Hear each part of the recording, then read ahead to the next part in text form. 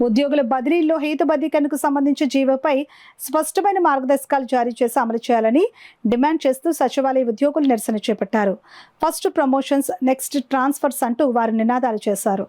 స్థానిక కాకినాడ మున్సిపల్ కార్యాలయం ఎదుట నిరసన తెలియజేశారు. సందర్భంగా వారు మాట్లాడుతూ పట్టణ స్థానిక సంస్థల్లో GSWS వ్యవస్థ కింద పనిచేస్తున్న ఉద్యోగులు ఆంధ్రప్రదేశ్ ప్రభుత్వం ఇటీవల జారీ చేసిన జీవోలకు సంబంధించి పలు సమస్యలు ఎదురవుతున్నాయని అన్నారు. ఉద్యోగులు తమ స్వస్థల మండలంలో పనిచేయడాన్ని నిషేధిస్తుందని, ఇది ULB ప్రాంతాల్లో తీవ్ర ఇబ్బందులను కలిగిస్తోందని అన్నారు. పట్టణ ఉద్యోగులకు మండల్ కాకుండా స్థానిక వార్డును బదిలీలకు యూనిట్గా పరిగణించాలని కోరారు.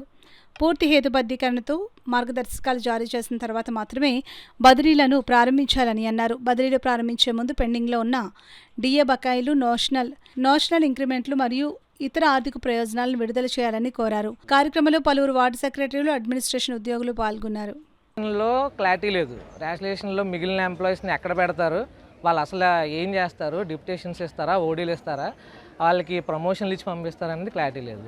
అలాగే ఇప్పుడు రేషనలైజేషన్లో చాలా పోస్టులకి ఎస్ నో పెట్టారు, నోకి ట్రాన్స్ఫర్ చేస్తారా, ఎస్కి ఎస్ పెడతారో తెలియదు. అలాగే ఎటువంటి గెస్టెడ్ ఆఫీసర్కి ఉండే రూల్స్ని మాకు అప్లికేబుల్ చేయడం అనేది చాలా అన్యాయం.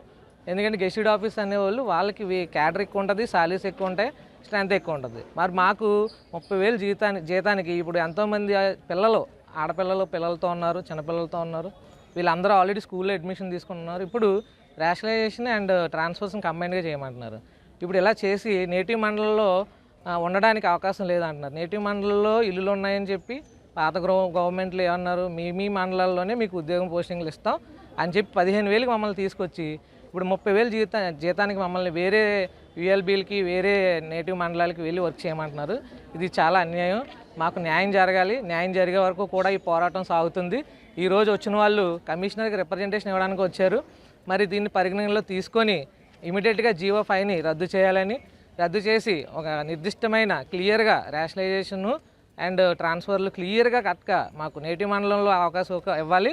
అలాగే ఈ రేషనలైజేషన్లో ఎస్ నో పెట్టిన పోస్టులు ఏదైతే ఉన్నాయో దాంట్లో నో పెట్టిన పోస్టుల్లో ఉన్న వాళ్ళని ఏం చేస్తారో క్లియర్గా ఇన్స్ట్రక్షన్స్ ఇచ్చాక ట్రాన్స్ఫర్స్ను ముందుకు చేయించాలని ఈరోజు Kakinada municipal corporation staff, GSW staff తరఫున కోరడం అయింది. డిక్లరేషన్ అయిన తర్వాత 3 సంవత్సరాలు అయింది. అది కూడా పరిగణలోకి తీసుకోకుండా 5 years అని చెప్పి మాకు మీరు మారాలి అని అన్నారు. 2 years ప్రొబేషన్ని కన్సిడర్ చేస్తే దానికి ప్రకారం కూడా మాకు ఎక్స్ట్రా నేషనల్ ఇంక్రిమెంట్ అనేది వస్తుందండి.